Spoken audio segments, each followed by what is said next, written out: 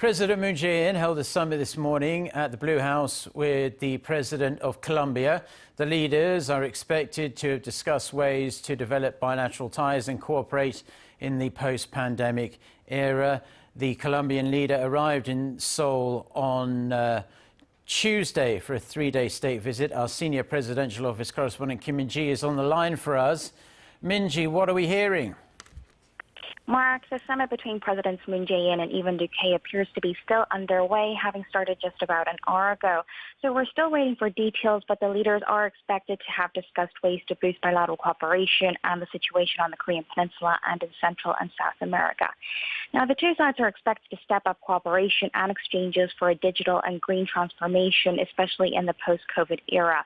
President Moon, meanwhile, is expected to have thanked Colombia for helping in the Korean War and expressing his administration's willingness to expand support for war veterans and their families, as well as asking for support for the Korean Peninsula peace process.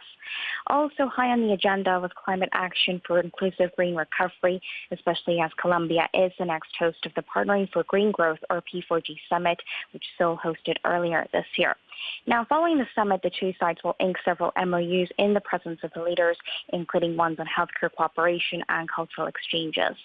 Now, this visit was arranged as this year marks the 10th anniversary since the two countries established a strategic partnership and 7 decades since Colombia helped in the Korean War. The Colombian president arrived in Seoul on Tuesday for a 3-day visit. And this was President Moon's first in-person summit with a leader from a Latin American country since the COVID-19 pandemic began.